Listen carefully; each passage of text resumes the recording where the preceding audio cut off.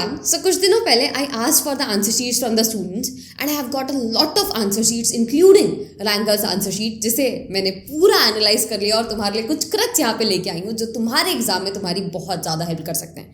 सबसे पहली बात तो इस वीडियो में हम डिस्कस करेंगे अबाउट द जनरल थिंग्स जो तुम्हें अपने दिमाग में रखनी चाहिए अगर तुम एग्जाम लिखने जा रहे हो तो. And how to write your practical and theory answers. क्या स्टेप मार्किंग सच में मिलती है कि ये सिर्फ अफवाहें हैं जो हम सुन रहे हैं. कुछ सब्जेक्ट्स का मैं यहाँ पे स्पेसिफिक ज्ञान भी देने वाली हूँ specifically related to cost, OMSM and management accounting. साथ ही साथ हम ये भी देखेंगे कि how to get that extra marks even if you don't know the exact answer. तुम्हें एग्जैक्ट आंसर पता नहीं है फिर भी क्या तुम्हें एक्स्ट्रा मार्क्स मिल सकते हैं. Let's just see in this particular video.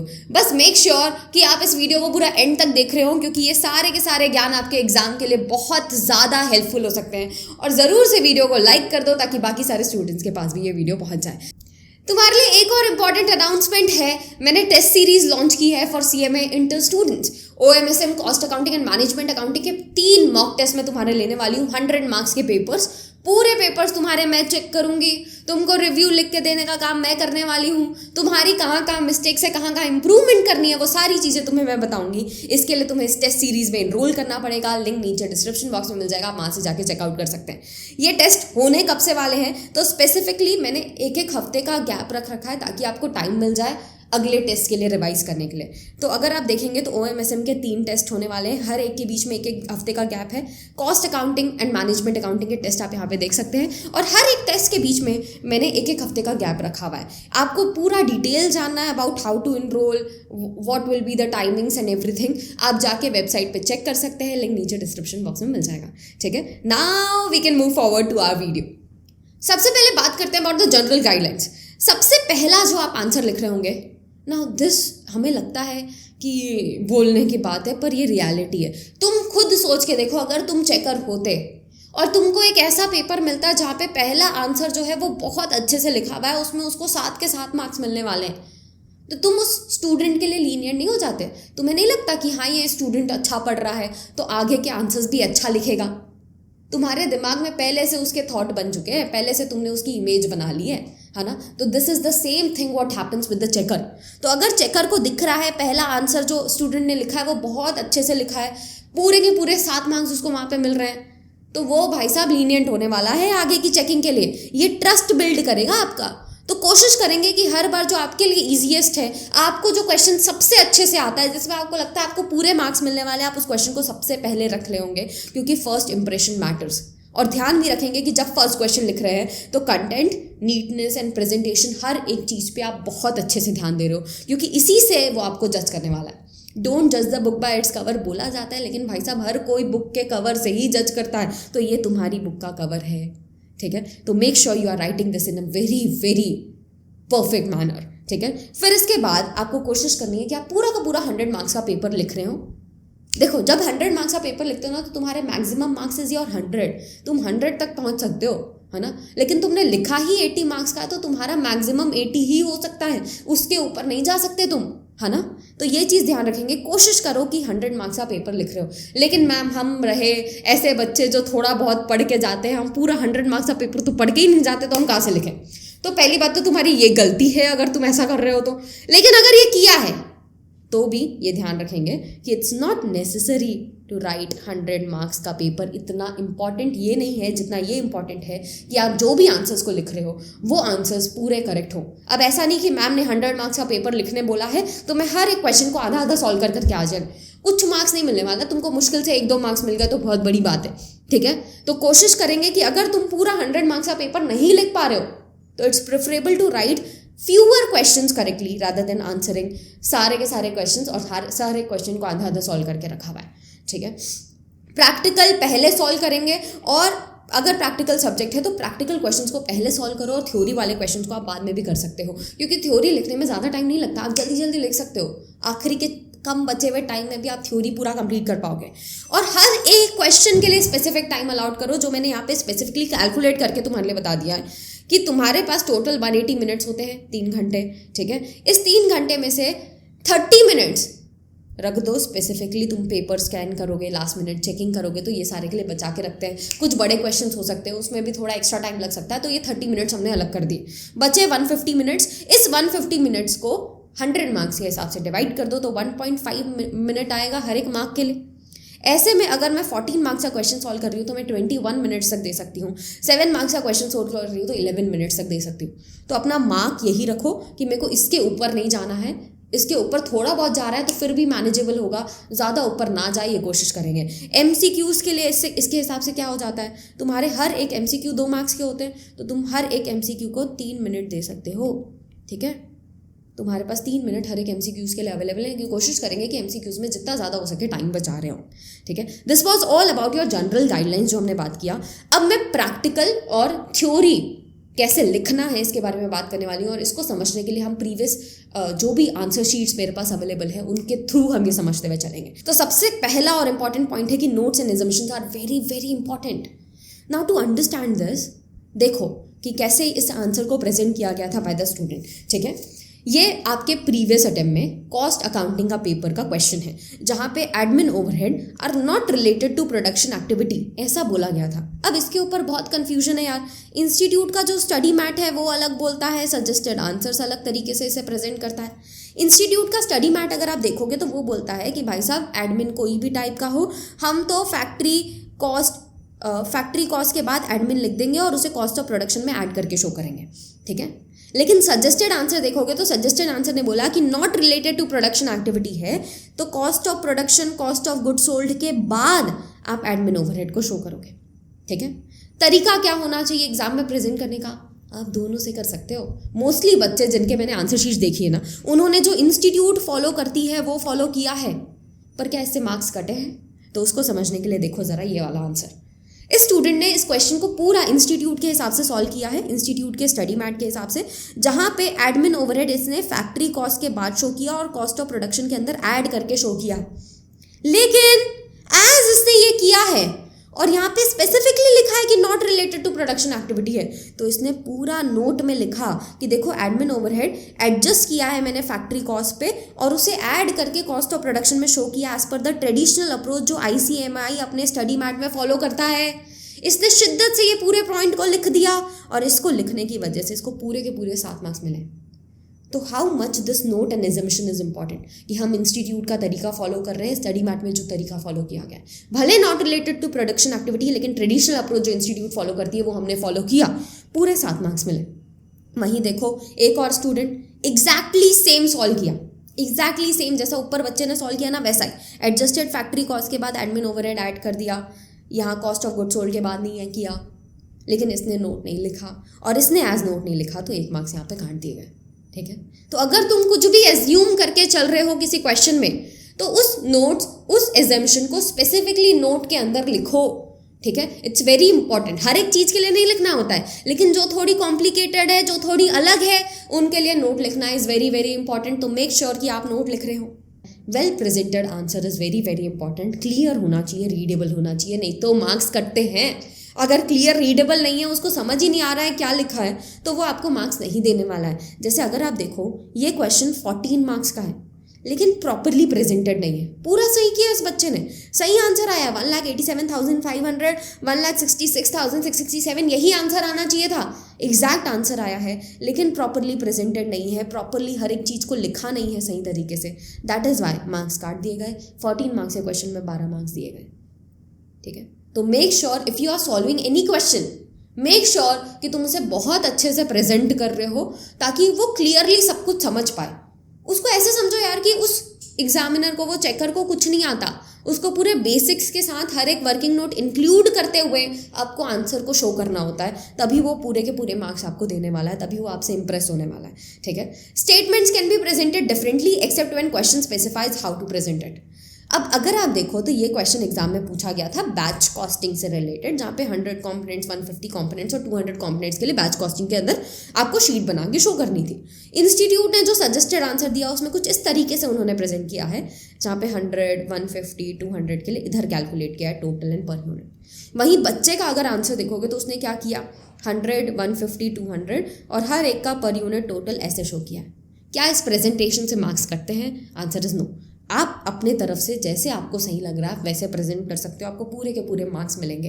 लेकिन अगर क्वेश्चन स्पेसिफिकली कुछ प्रेजेंटेशन के लिए बोल रहा है तो मेक श्योर कि आप उसको फॉलो कर रहे हो। जैसे अगर आप देखो तो एक रिकंसिलेशन का क्वेश्चन पूछा था जहाँ पे आपको कॉस्टिंग P&L अकाउंट स्पेसिफिकली लिखा है, costing profit and loss account बना के आपको प्रेजेंट करना है।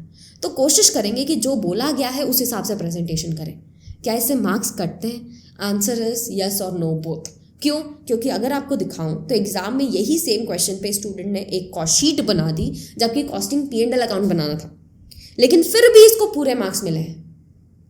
तो it depends on the checker. Checker के पास पूरी पावर है, वो चाहे तो इसमें पूरा मार्क्स काट सकता था। वो आपको इस 3 मार्क्स के क्वेश्चन में, मतलब ये जो कॉस्ट शीट वाला पार्ट है इसमें कॉस्टिंग प्रॉफिट एंड लॉस वाला, वो 3 मार्क्स का, रिकंसिलेशन वाला 4 मार्क्स का। वो चाहता तो इसमें आपके 1 मार्क्स काट सकता था, आपको 2 ही मार्क्स देता, क्योंकि आपने आंसर सही किया है लेकिन प्रेजेंटेशन वैसे नहीं किया जैसा क्वेश्चन ने बोला, तो वो आपके मार्क्स काट सकता था, आप कुछ भी नहीं बोल सकते थे फिर। ठीक है, तो मेक श्योर कि अगर बोला गया है तो वैसा ही हम प्रेजेंट करें। ठीक है ना। इसके अलावा अगर आप देखें तो रिकंसिलेशन में बहुत ज़्यादा प्रॉब्लम आती है। हमें क्वेश्चन ने बताया नहीं तो हम किससे स्टार्ट करें? हम कॉस्टिंग प्रॉफिट से स्टार्ट करें कि फाइनेंशियल के प्रॉफिट से स्टार्ट करें? तो सजेस्टेड में देखो कॉस्टिंग के प्रॉफिट से स्टार्ट किया है, लेकिन बच्चे ने फाइनेंशियल के प्रॉफिट से स्टार्ट किया। क्या मार्क्स कटे? आंसर इज नो, पूरे के पूरे 4 मार्क्स मिले। तो इस क्वेश्चन को स्टेप मार्किंग है, देखो है ना। इस क्वेश्चन को 2 पार्ट में डिवाइड किया गया है। अगर ये पूरा सही है तुमको 3 मार्क्स मिलेगा, ये पूरा सही है तुमको 4 मार्क्स मिलेगा, और वही बच्चे को मिले 3 और 4 दोनों मिले। तो इट डजेंट मैटर आप फाइनेंशियल वाला अकाउंटिंग के प्रॉफिट से स्टार्ट कर रहे हो, कॉस्ट के प्रॉफिट से स्टार्ट कर रहे हो, कोई फर्क नहीं पड़ता। आप किसी भी प्रॉफिट से स्टार्ट करके कर सकते हो अगर क्वेश्चन स्पेसिफिकली नहीं बता रहा है तो। ठीक है, और कोशिश करेंगे कि कॉस्टिंग अकाउंट बनाने बोला है तो अकाउंट ही बना रहे हो, शीट ना बनाए, मार्क्स काटे जा सकते हैं। अब अगर तुम सोचो कि मैंने तो फॉर्मूला लिखा है, मेरे को एक क्वेश्चन का आंसर नहीं आता था, मैंने फॉर्मूला लिख दिया, प्रॉपर फॉर्मेट बना दिया, क्या मार्क्स मिलेंगे? Answer is no. देख सकते हो यहाँ पे ये हमारा स्टैंडर्ड कॉस्टिंग का क्वेश्चन है। एक आंसर करेक्ट था, एक आंसर पे मार्क्स मिल गए, बाकी सारे के करेक्ट फॉर्मूला लिखे हुए हैं लेकिन कुछ भी मार्क्स मिला क्या? Answer is no. और हर एक पॉइंट 2-2 मार्क्स का था। ये देखो लेबर का रेट वेरिएंस सिर्फ 1 मार्क्स मिला है इसको, है ना। 7 मार्क्स के क्वेश्चन में सिर्फ 1 मार्क्स मिला है, बाकी सबके लिए ज़्यादा मार्क्स थे। ये हमको बताया जा रहा है यहाँ पे कि रेट वेरिएंस के लिए ज़्यादा मार्क्स नहीं था, आइडल टाइम, कॉस्ट और एफिशिएंसी के लिए 2-2 मार्क्स थे, जो सारे के सारे इसके छूट गए। क्यों? क्योंकि सिर्फ इसने फॉर्मूला लिखा तो मार्क्स नहीं मिलते, करेक्ट आंसर पे मार्क्स मिलते हैं, फॉर्मूला सही रखने पे मार्क्स नहीं मिलते।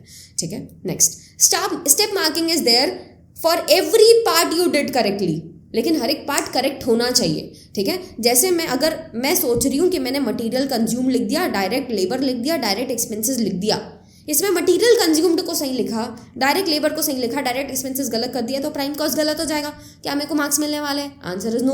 वो हर एक स्टेप देखते हैं, तो प्राइम कॉस्ट उनका पहला स्टेप था जो सही होना था, तुम्हारा यही गलत हो गया तो वो सारे के सारे मार्क्स तुम्हारे काट लेंगे, क्योंकि प्राइम कॉस्ट गलत तो बाकी आगे की सारी चीज़ें गलत होंगी।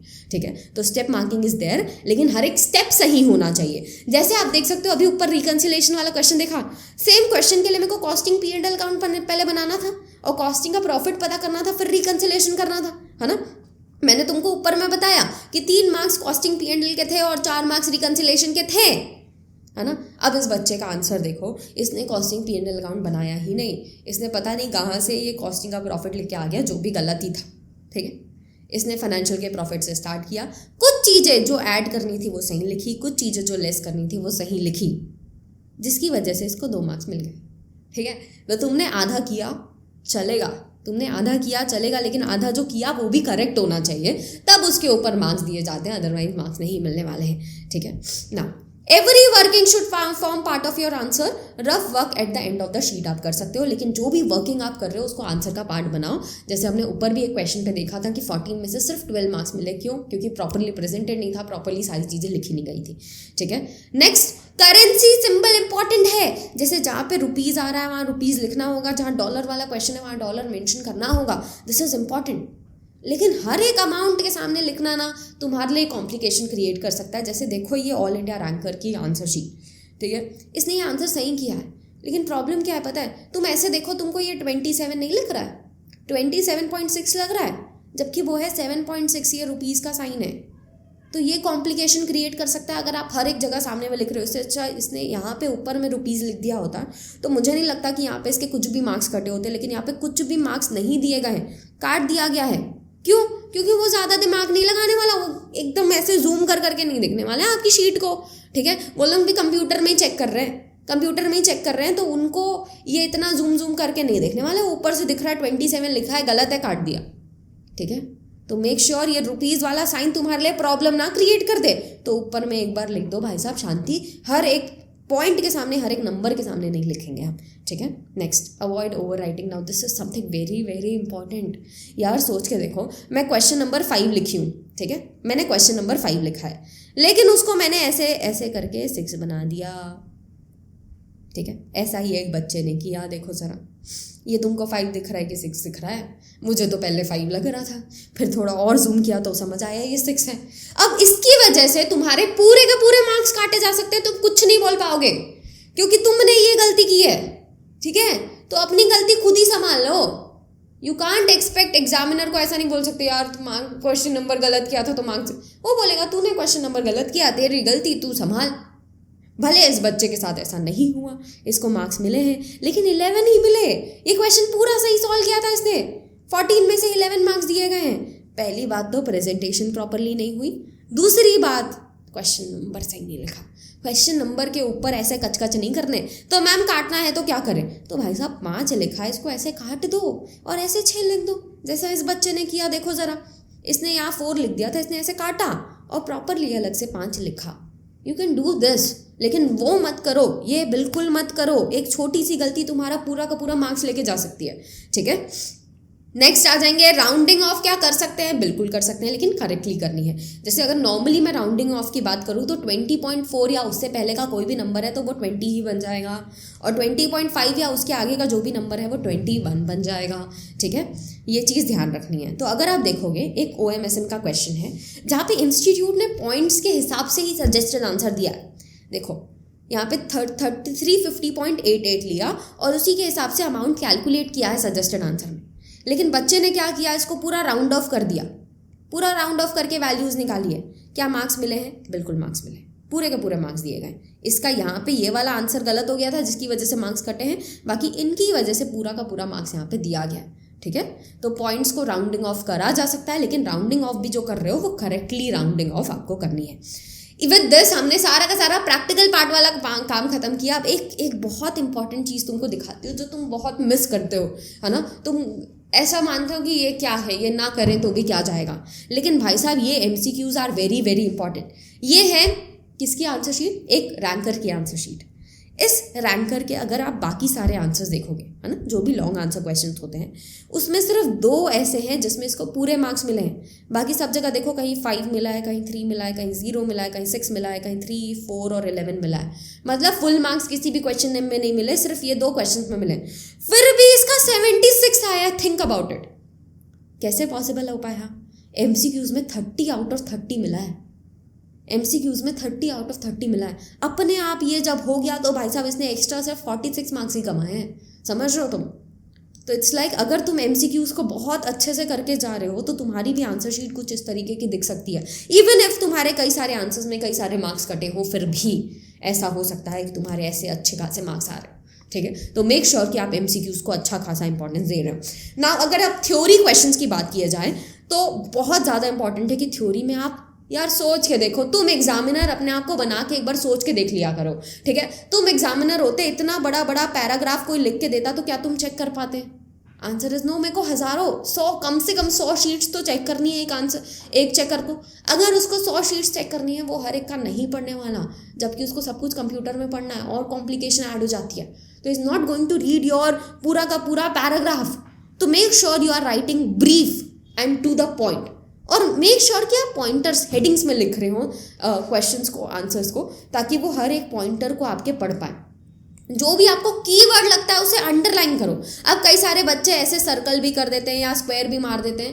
आई will not suggest you to do that, क्योंकि उससे और ज़्यादा कचरा लगता है शीट, है ना। प्रेफरेबल है, तुम्हें ज़्यादा इंपॉर्टेंट लग रहा है, डबल अंडरलाइन कर दो, एक अंडरलाइन कर दो, चलेगा, लेकिन वो सर्कल स्क्वायर ये सारी चीज़ें मत करना, ज़्यादा बेटर रहेगा, ठीक है।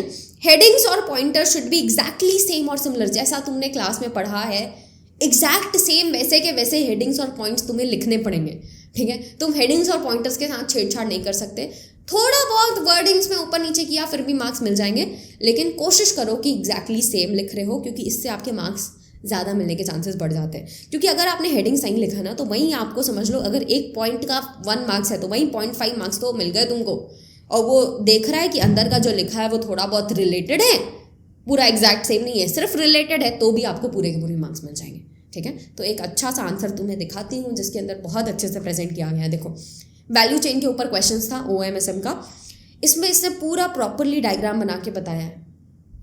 फिर हर एक प्राइमरी एक्टिविटी देखो लाइन मार्क किया, फिर सारे के सारे पॉइंटर्स लिखे, फिर इसने आगे भी देखो तो सेकेंडरी एक्टिविटीज़ के सारे पॉइंटर्स लिखे, जो हेडिंग्स थे उनके ऊपर अंडरलाइन भी कर दिया, प्रॉपरली हर एक चीज़ प्रेजेंट किया है, अंदर का भी थोड़ा बहुत रिलेटेड लिखा है, जिसकी वजह से पूरे 7 में से 7 मार्क्स मिले।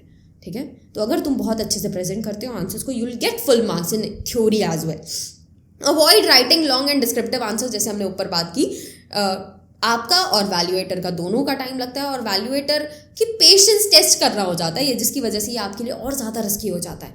जैसे इस आंसर को देखो यार, पहली बात तो ये पूरा रिलेटेड भी नहीं है, एकदम अनरिलेटेड लिखा है इसने। डिसीजन एरियाज पूछे गए थे OMSM के अंदर, और डिसीजन एरियाज के सिर्फ पॉइंटर्स हैं, इतना कुछ लिखना ही नहीं था। इसने भयानक सारा कुछ लिख दिया है, इसने टिक मार दिया, हमारे एग्जामिनर ने कुछ मार्क्स नहीं दिया, कुछ मार्क्स नहीं दिया, इतना सारा ज्ञान लिखा है, 1 मार्क्स दे दिया यहाँ पे, समझ लो तुम। तो इट्स लाइक तुम इतना सारा एकदम ओवर इन्फॉर्मेशन भर दोगे और सोचोगे मार्क्स मिल जाते हैं, तो नहीं मिलेंगे। कचरा लिखोगे 0 मार्क्स मिलेंगे, पूरा कचरा लिखा था यहाँ पे, कोई भी रिलेशन नहीं था, 0 मार्क्स मिला है। अगर रिलेटेड लिखोगे तो 1-2 मार्क्स मिल सकते हैं, जैसे यहाँ पे थोड़ा बहुत रिलेटेड था, 1 मार्क्स दे दिया गया।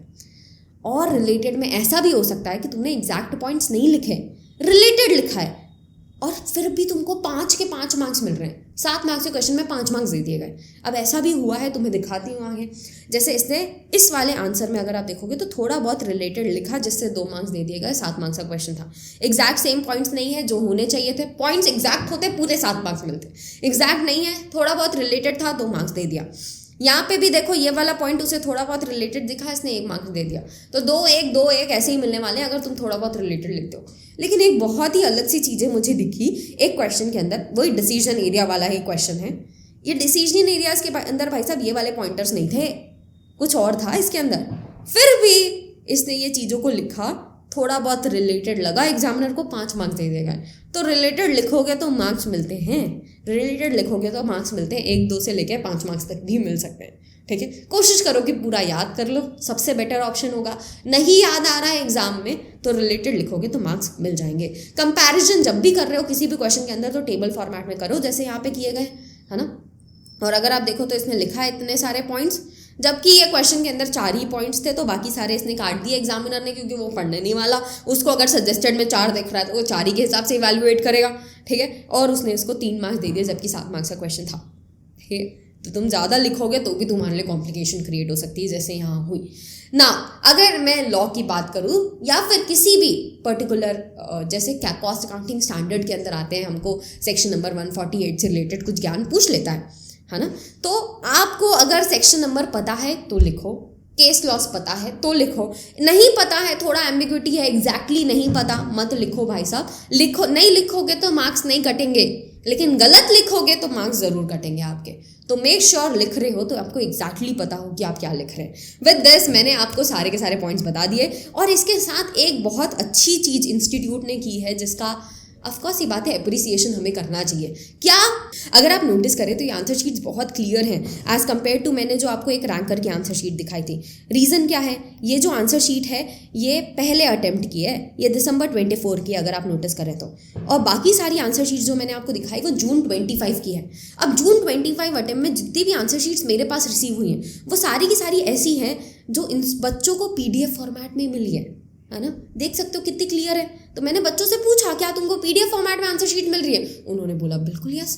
तो मतलब आप चाहे RTI के थ्रू मंगाओ या इंस्टीट्यूट के थ्रू मंगाओ, अब इंस्टीट्यूट आपको जो आंसर शीट्स देता है वो PDF फॉर्मेट में देता है। अब ये होने से बहुत अच्छा ये हो गया है कि आपके पास आंसर शीट्स थोड़ी जल्दी आ जाएंगे। जैसे मैंने एक बच्चे से बात की तो उसने बोला मैंने RTI के थ्रू आंसर शीट मंगाई और उसके पास 2-3 हफ्ते के अंदर ही आंसर शीट आ गई, which is a very good thing, very good initiative from the institute side.